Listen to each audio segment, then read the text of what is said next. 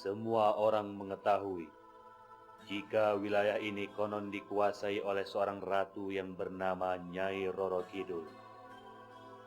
Ia menguasai segenap makhluk gaib yang berkeliaran sepanjang wilayah pantai selatan.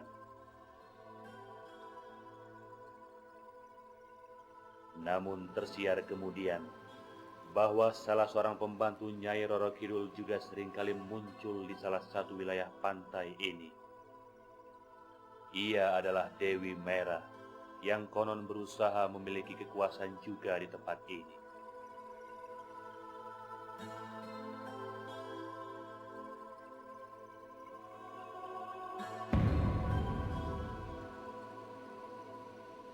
Mbak, tahu nggak tentang tempat-tempat ritual di daerah Panansimo? Tahu, orang Bantul mesti tahu, Mas. Saya dengar ada tentang mitos Dewi Merah, Mbak ya. Iya, benar-benar itu. Konon menurut cerita orang-orang, Dewi Mairah itu anak buahnya Ratu Kidul tapi yang balelo karena dia ingin membangun istana sendiri begitu. Konon istananya itu ada di Pandansimo, Mas. Dan kalau Mas pergi ke sana, banyak orang-orang percaya yang mencari pesugihan Dewi Mairah itu, wah, membakar kemenyannya sampai segunung itu, bener, Mas. Pesugihan Dewi Mairah itu konon ritualnya harus bersetubuh dengan Dewi Mairah. Dewi Merah selalu berupaya untuk mencari pengikut. Ia goda orang-orang, menyimpang, dan menginginkan harta berlebih untuk menjadi pengikutnya. Konon ia seringkali muncul dalam figur perempuan cantik dengan tatapan penuh jerat. Dialah si Dewi Merah. Pemirsa, meskipun tidak setenar mitos Nyai Roro Kidul, namun kisah Dewi Mairah kadang menjadi perbincangan seru di masyarakat pesisir selatan. Dan yang lebih menarik lagi, kemunculan Dewi Mairah selalu dikaitkan dengan ritual-ritual yang berhubungan dengan perselingkuhan kasih. Apakah hal ini betul dan diyakini oleh sebagian masyarakat? Ikuti saja kisah di balik pesugihan berikut ini. Konon di setiap waktu, ia bisa saja muncul dan menggoda kaum Adam. Orang-orang di sekitar Pandansimo, sebuah wilayah di pesisir selatan, seringkali mencurigai perempuan-perempuan yang keluar di saat senja apalagi malam. Apalagi jika ia berkelanyut di boncengan sebuah sepeda motor. Betulkah dia adalah Dewi Merah? Tentu tak ada yang bisa memastikannya.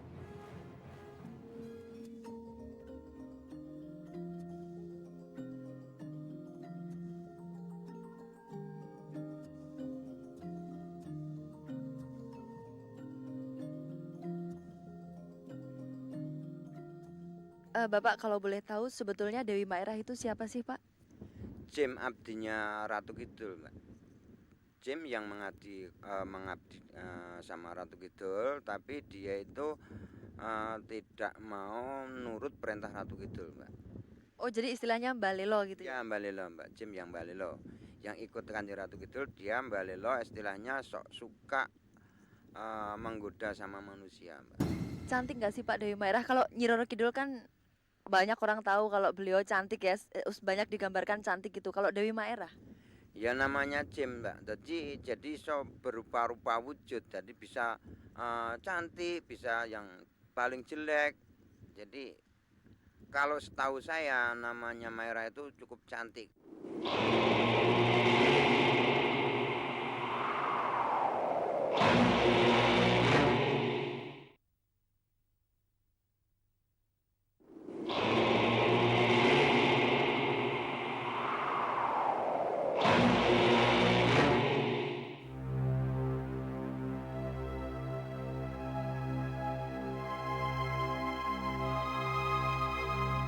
Pemirsa, bisakah kira-kira kita terus melacak? Mengingat begitu banyak sekali orang melakukan ritual di sekitar pesisir pantai selatan? Dan betulkah ada orang yang begitu berani untuk meminta pertolongan kepada Dewi Maerah dalam mendapatkan pesugihan?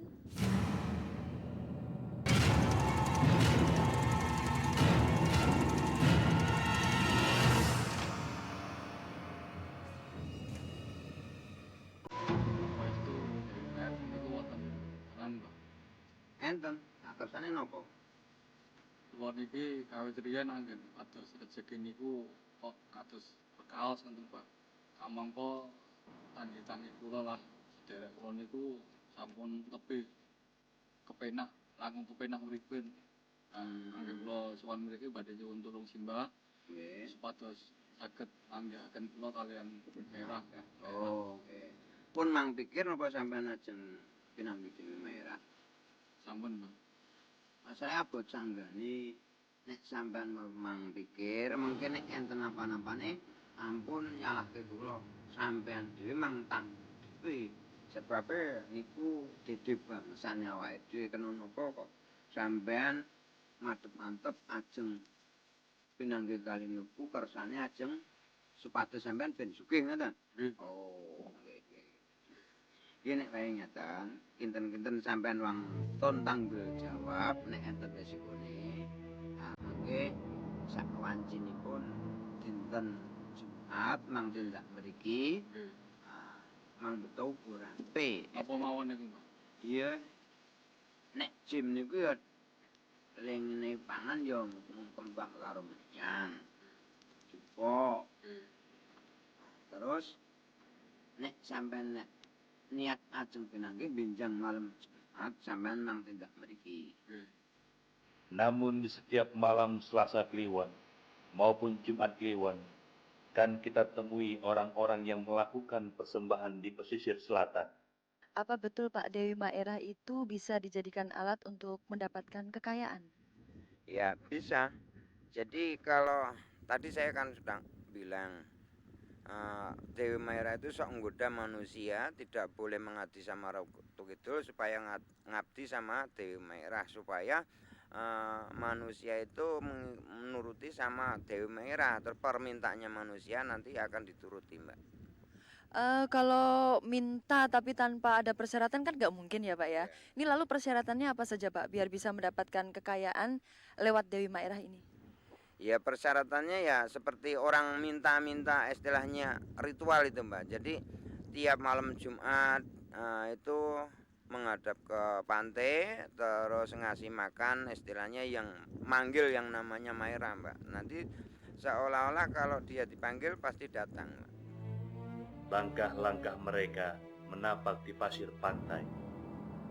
Desir angin membawa mereka dalam keheningan malam yang konon dipenuhi makhluk-makhluk yang tanpa wujud.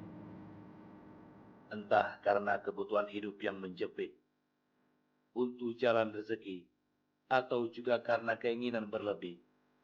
Selalu ada orang-orang yang konon siap mengabdi kepada Dewi Maerah.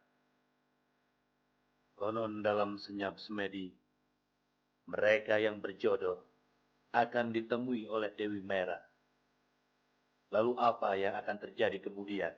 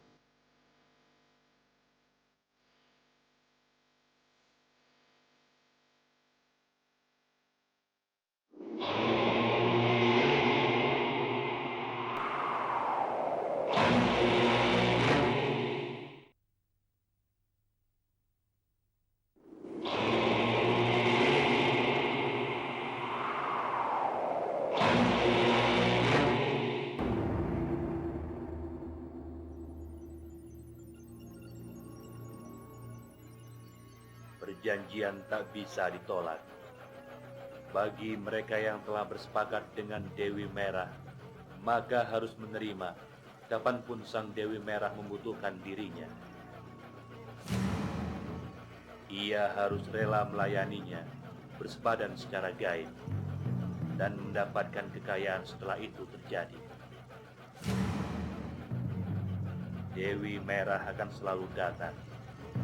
Si lelaki akan terus mengulang, dan terus mengulang penyimpangan kasih dengan Dewi Merah. Meskipun rezeki akan datang dengan cepat, tapi mulailah terasa ada yang aneh dalam hubungan ini. Si lelaki akan semakin terjerat dalam kenistaan yang tak terperi.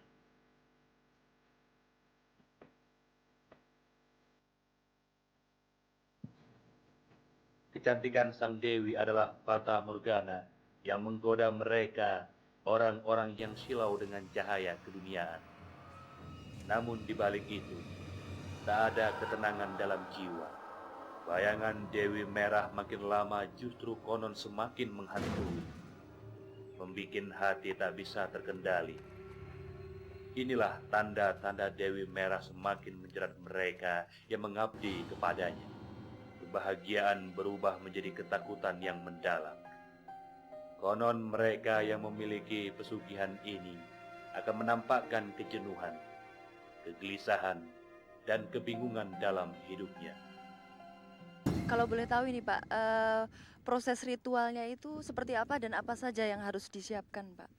Ya proses ritualnya ya seperti misalnya nanti kalau di rumah ya tiap malam Jumat Legi ayo ngasih makan itu wong itu namanya jin setengah gandarwo. Jadi makanannya ya ada sambal kecok, ya ada istilahnya dupo, sekar, dan tumpeng robyong itu Mbak. Sesaji akan mengantar mereka yang memuja Dewi dalam ritual panjang penuh sensasi dan kegaiban. Hari demi hari terlampaui, persekutuan dengan Dewi Merah terus berlangsung. Ketenangan dan kecantikan Dewi Merah hanyalah selubung. Di balik itu semua, hadir sebuah nafsu dan keinginan yang menyimpang. Ia sepakati sebuah ritual yang menjadikan dirinya abdi dari kenistaan.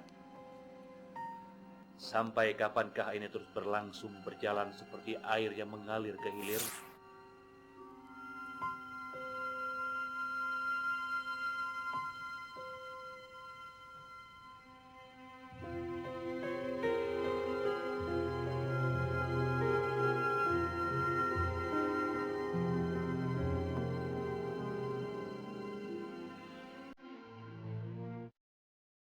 Pada sekian puluh atau mungkin sekian ribu ritual, maka pada saatnya nanti, batas-batas kewajaran dan kegaiban akan menampak.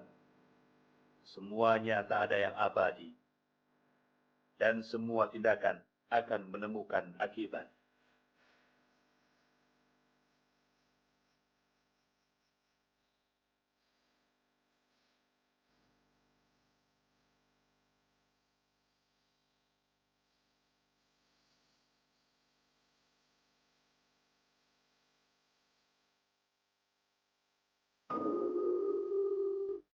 Enak sekali ya Pak ya, bisa mendapatkan kekayaan tapi dengan cara yang mudah sekali. Tapi pasti semua ada risikonya ya Pak ya. Ya itu tentu pasti ada. Ya misalnya ya namanya orang diturutin hidupnya kok ndak ada resikonya ndak mungkin Mbak.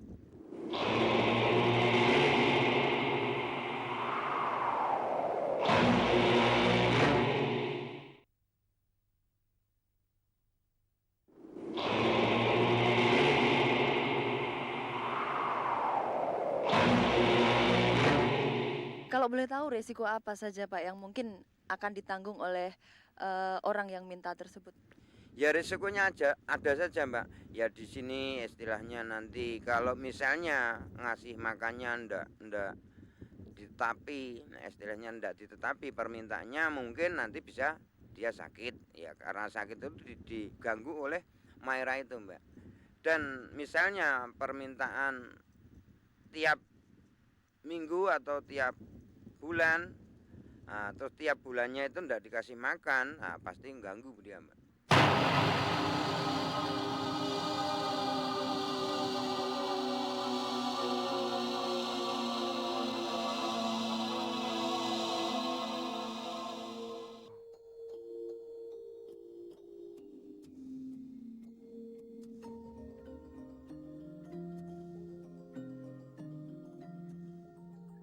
Saatnya tiba, penagihan datang. Mereka yang pernah dibantu Dewi Merah, konon akan menjadi pengikut setianya dalam alam gaib. Untuk itu, ia akan mati meninggalkan keluarganya untuk menjadi abdi Dewi Merah di alam yang lain.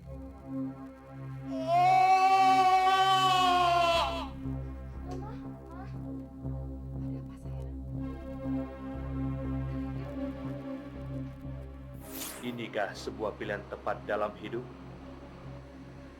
Tidakkah dia telah menyia-nyiakan kehidupan yang sebenarnya?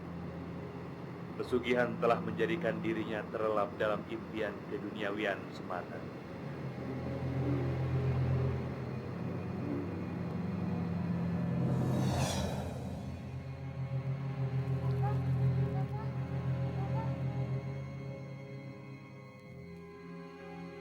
Pak, Pak.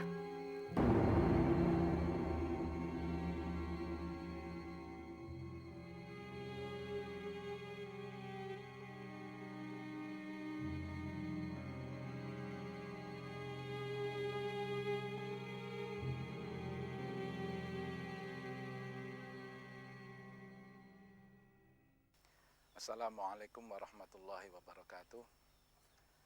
Di dalam Al-Quran ada surat yang menyebutkan asyaitonu ya'adukumul faqra wa ya'murukum bil fahsya. Jadi bahwa setan itu menakut-nakuti seseorang melalui pikiran, melalui perasaannya, melalui tindakannya terhadap kemiskinan. Ditambah oleh realitas kemiskinan masyarakat yang merupakan buah dari ketidakadilan secara ekonomi, satu. Kemudian yang kedua dari merebaknya budaya materialisme, konsumtivisme, ini yang melahirkan permiswisme. Jadi orang pengen jalan pintas untuk supaya cepat bisa mengatasi masalah ekonominya. Ini yang kemudian orang cenderung menghalalkan segala cara permisivisme untuk berbuat apapun, termasuk menyembah setan, mencari pesugihan, berjanji, melakukan perjanjian dengan setan, yang semuanya itu sebenarnya hanya bayang-bayang belaka yang sifatnya sementara. Lalu bagaimana agama memberikan solusi kepada orang-orang yang tertindas oleh setan, yang kemudian dia mengikuti jalan setan ini? Agama di dalam surat Al-Asr maupun surat Al-Ma'un memberikan solusi bahwa pertama, wal asri innal insana lafi khusrin illal ladzina amanu. Orang harus kembali kepada keimanan bahwa Allah itu Maha Pengampun, Maha luas ampunannya.